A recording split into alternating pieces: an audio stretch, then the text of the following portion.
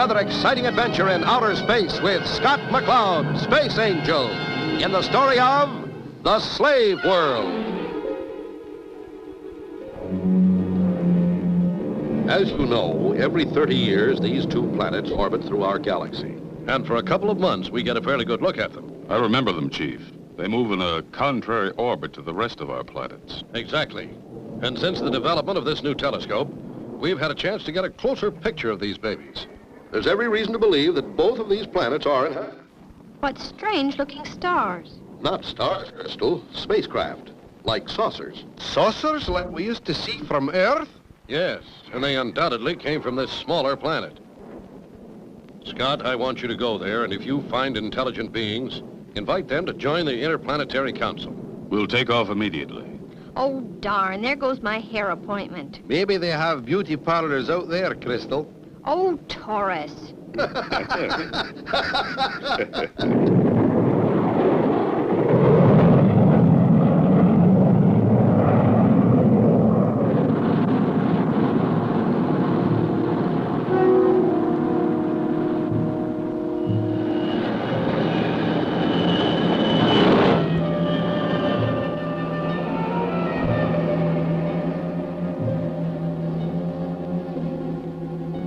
Planet's dead ahead, Skipper. Oxygen indicator positive. They have an atmosphere. Reverse G seats. Stand by for entry. Scott, the little planet has a volume equal to Earth's moon. Radiation is high, but safe. Firing retro rocket.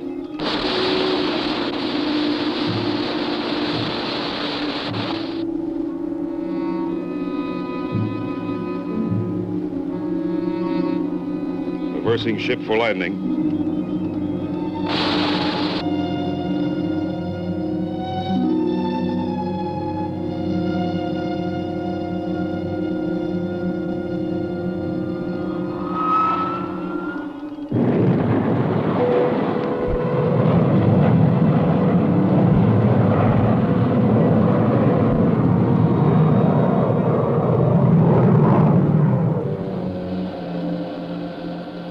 Not a sign of life. What did you expect, a welcoming committee? Sure is quiet out there. We better take our blasters, Skipper, just in case. Let's go down and take a look around. It sure doesn't look inhabited to me. Scott, look! A flying saucer. Say the word, lad, now. Hold your fire, Taurus. We come as friends from the outer galaxy. Welcome to Utopia. We were expecting you. I am known as Ito. We are to take you to Sesam, our ruler. Thank you. We're anxious to meet with him. They look just like we do. Come. We will take you in our surface craft.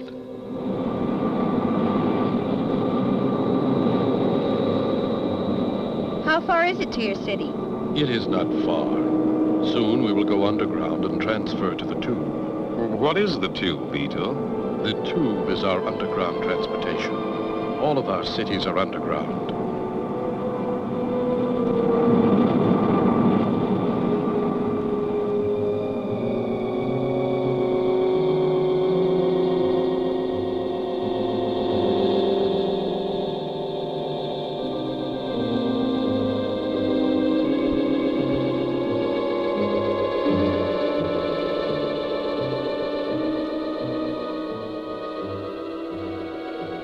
We have arrived.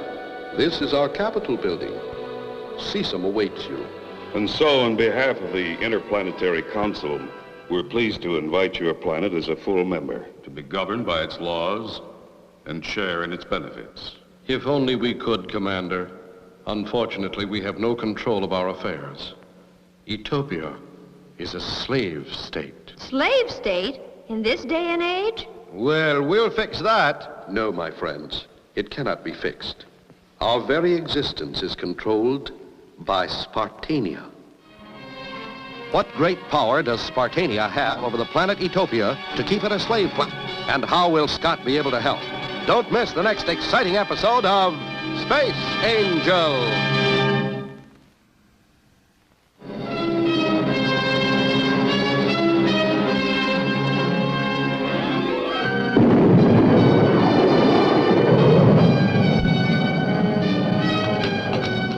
Blast off for another exciting adventure in outer space with Scott McCloud, Space Angel, in the story of The Slave World.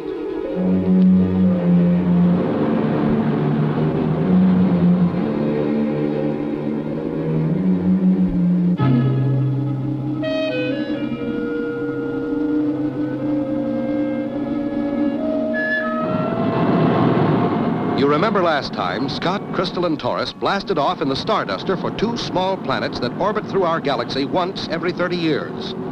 They landed on the smaller planet and started exploring when a flying saucer appeared. The friendly pilot, Ito, took them underground to Sesam, the ruler of Etopia, who explained that Etopia was a slave to its planet, Spartania. What power do the Spartanians have over your people? Many centuries ago, the Spartanians declared war on us.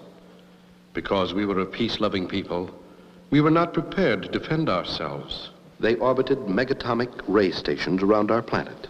Observe the view screen.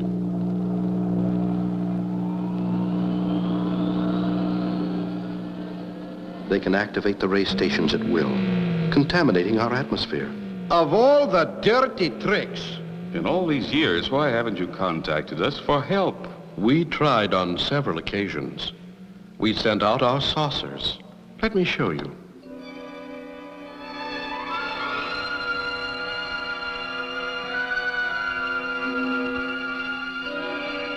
We had hoped to find a civilization more highly developed than our own, who could help us resolve our interplanetary dispute. But a horrible sight awaited us when we arrived at your Earth. We found you Earthlings engaged in primitive battles among yourselves.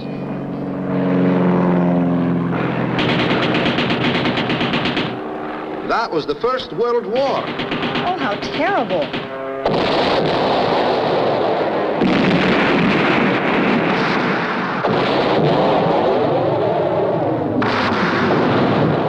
Many years passed before we again sent saucers to your world.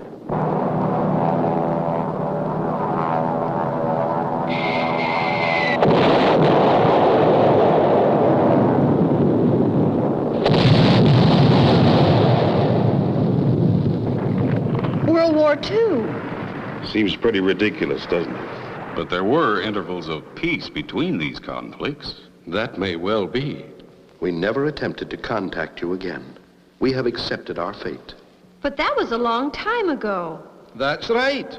Wars have been outlawed in our solar system. In fact, the whole galaxy. That's right, Season.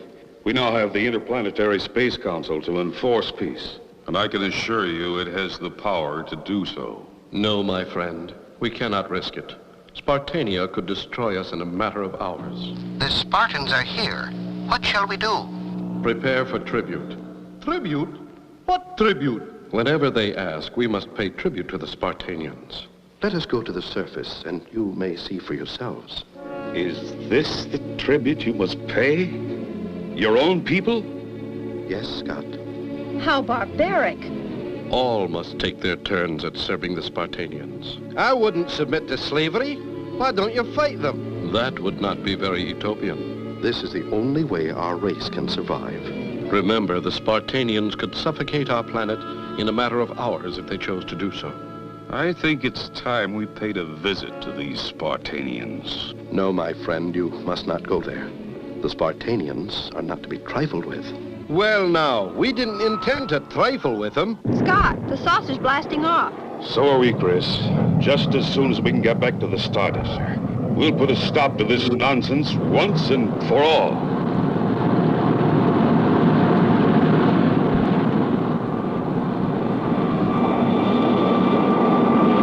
Can Scott, Crystal, and Taurus free the small planet of Etopia from slavery? Don't miss the next exciting episode of Space Angel.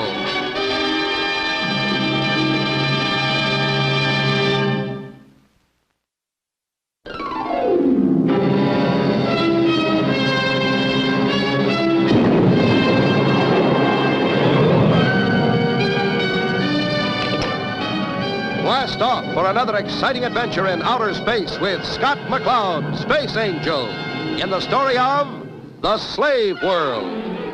Last time, Sesam, the ruler of Etopia, explained to Scott, Crystal, and Taurus how the neighboring planet Spartania orbited megatomic rays around the small planet. As they were talking, the Spartanians' spacecraft landed. Those Etopians chosen to serve as slaves file on board to be taken to Spartania. Scott, Chris, Taurus blasted off for the neighboring planet. We're in free flight. This is going to be a short run. Old Sesam was sure upset about our going to Spartania. I guess he has good reason to be upset. The Spartanians must be terrible people. Can you imagine a slave state in the 21st century? There it is, altering course for orbital approach.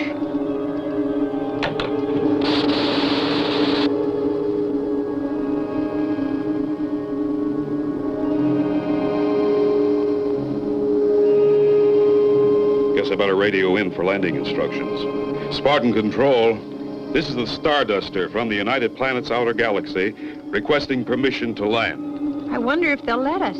Starduster, this is Spartan Control. Permission denied. You have no official business here. On the contrary, this is an official visit. We represent the Interplanetary Space Council. We do not recognize your space council. We are masters of our own affairs. Strongly suggest you turn back. I wonder if they're as big as they sound. Starduster to Spartan Control. We're landing. Notify your superiors. Very well, Starduster.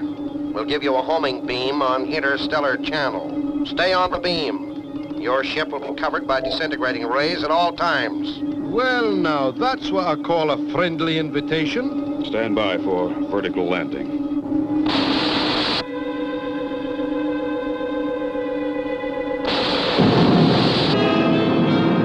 Extend landing legs.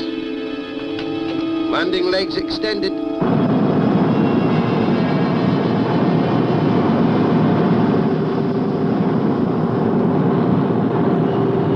So far, so good. Crystal, you stay aboard. We'll keep our intercom open to the Starduster's frequency. If we get in trouble, you'll know it. And contact the Space Force for help. Right, Scott. Skipper, here comes a surface craft. Let's go out and meet it. No driver. Must be remote controlled.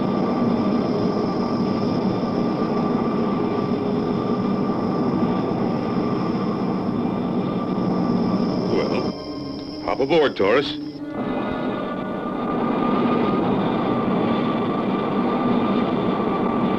The invaders will please follow the blinker guides to the conference room. Invaders? That must mean us, Skipper. I suppose it does, Taurus. Let's go. Well, here we are. What a place to throw a ball. These are the terrible Spartanians? I was expecting men. They may be physically weak, but remember their strength and intelligence. Well, intruders, state your business. What does your Space Council want of us? We've come to invite you to join the Interplanetary Space Council. However, we must protest your practice of forced servitude. We have no interest in your Space Council. By what right do you interfere with our affairs? For the right of individual freedom and equality. Spartania recognizes only the power of the superior mind. If it's power you respect, the Space Council has plenty of that, too. In other words, you intend to force us to give up our slaves? The decision to use force is not up to me. But we certainly must report to the Space Council what we found here. Fools, I can destroy you with a touch of my finger. That's perhaps. But you'd have the whole galaxy to answer to. Huh. Very well. We accept the challenge.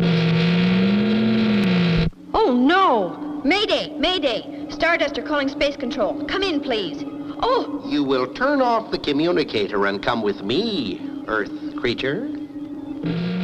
Did the Space Control Center receive Crystal's message? Or are Scott, Taurus, and Crystal completely cut off from outside help? Don't miss the next exciting episode of Space Angel!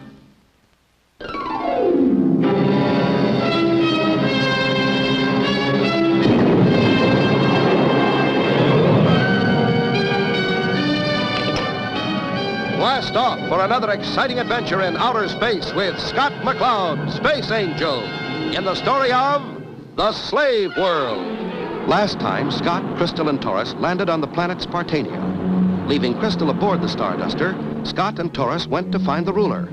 Scott protested the Spartanian practice of slavery against the planet Etopia. As they were about to leave, the ruler paralyzed Scott and Torres with a ray beam. Crystal, aboard the Starduster, sent an emergency call, but she was captured before the call was completed.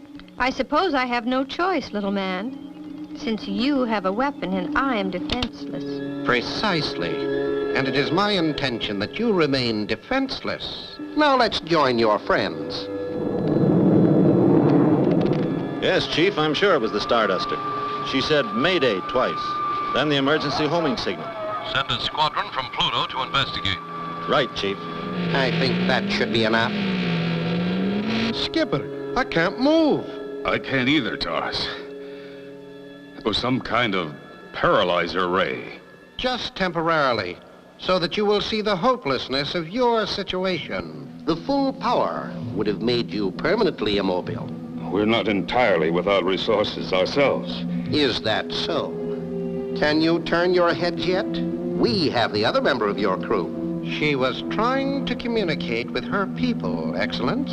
I suspected as much. We Spartanians are not easily fooled.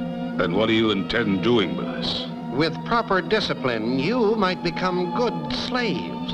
Toth, take them to their quarters. Did you get a message through to the Space Force, lass? I didn't have a chance, Taurus, but I switched on the emergency homing signal. And there's probably a squadron on the way out here now. Skipper, they won't know what to expect. They could fly right into a trap. Exactly. The Spartanians can activate those ray stations and wipe them out, along with the planet Etopia. Then we've got to get to a radio and warn them. But how? Scott McCloud. Seize him. What are you doing here? Never mind that. I've been thinking. You have been risking your lives to help free my people. That's our job, Season. I know. And I owe it to my people to help you if I can. Do you have a service craft we can use? Yes, I have. But how will you get out? I have no weapon. I think we can manage it. How about it, Taurus? Shouldn't be too difficult. Just stand back, Seesum. What's he going to do? They took all our weapons. Not all of them, Chris.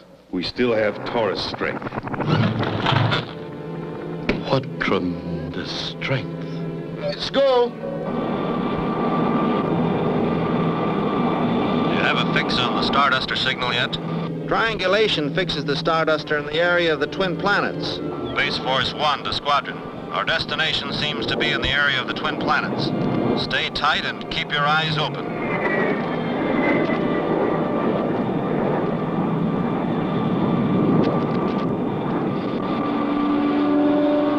Stay out of sight till we get through the city. We will. Don't worry.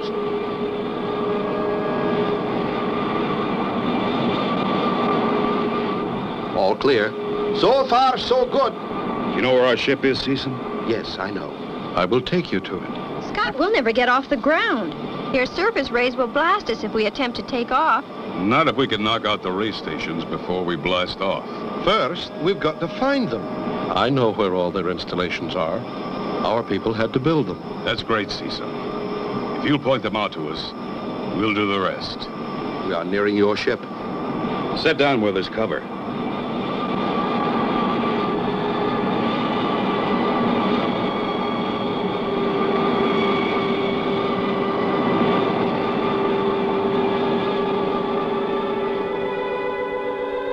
Your Excellence, the prisoners have escaped. The fools. They can't get off this planet. Notify all stations to shoot them on sight. What about their ship, Excellence? Cross the disintegrator beams over their ship. If they try to take off, their ship will become their tomb.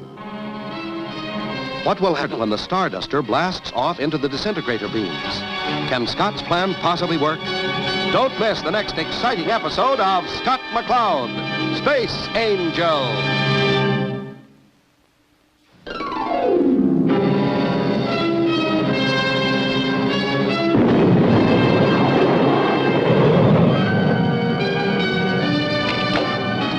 Blast off for another exciting adventure in outer space with Scott McCloud, Space Angel, in the story of The Slave World. Last time, Scott, Torres, and Crystal escaped from the Spartan dungeon and headed back toward the Starduster with Cecum. The Spartans, meanwhile, had crossed disintegrator rays over the ship, so that if they tried to get off, they would be destroyed. You know where the ray stations are that would be covering our ship? That strange-looking tower across the valley is one. Its ray is invisible.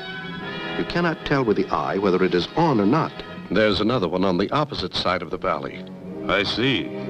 They've really got us boxed in. That's why they landed us in this valley. This is as close as we dare get with a saucer. You'd better take it from here on foot. Thanks, Cecum. If we make it, we'll be back with our Space Force. Thank you, my friends. I must get back now before I'm missed. I've got a definite fix on the Starduster homing signal. It's coming in from the larger planet. Keep trying to reach them. Aye, aye. Ready, gang? Hi, Skipper. Right, Scott. Should I radio the Space Force? No, Chris. If we started broadcasting, the Spartanians would know we're here and blast us before we could get a message off. I can see the rays crossed over us on the infrared detector. I wonder why they haven't blasted our ship. Either they don't know we've escaped yet, or they're just waiting for us to fly into the ray on liftoff. We'll blast them on liftoff, right, Skipper? Right. We don't want to give them time to put any other rays into action. Sounds like awful close timing. I hope we make it. Stand by for blastoff.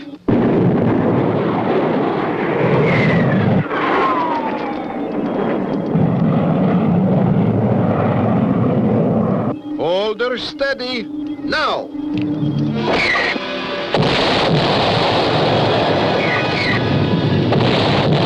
Good shooting, Torres.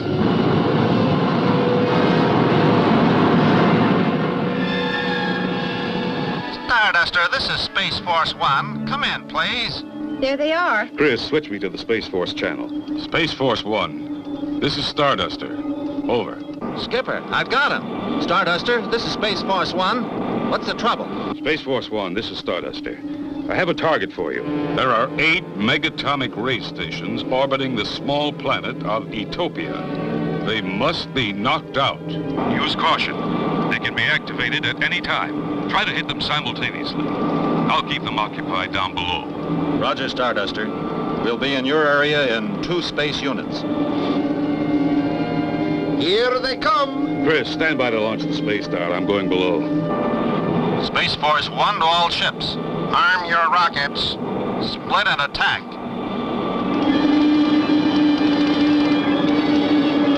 I'll take the one onto starboard. Roger, Captain. Boy, these things really go off with a bang. Just like the 4th of July. Like shooting fish in a barrel.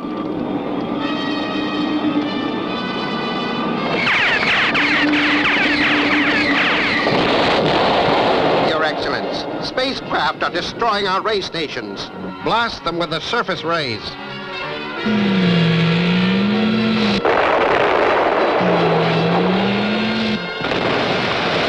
Skipper, the ray station got 2 of our ships. I'll get it. Blast off. Scott dives down into the Etopia atmosphere to blast the ray station. Watch out for that surface ray.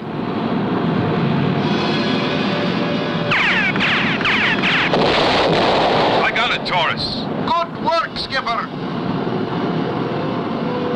All orbiting ray stations knocked out. Any further orders? Move in and secure. And thanks, Space Force. I don't know how to thank you for securing the freedom of our people. It's our privilege. Freedom is one thing that's always worth fighting for. Make sure you never lose it again. We won't, Scott.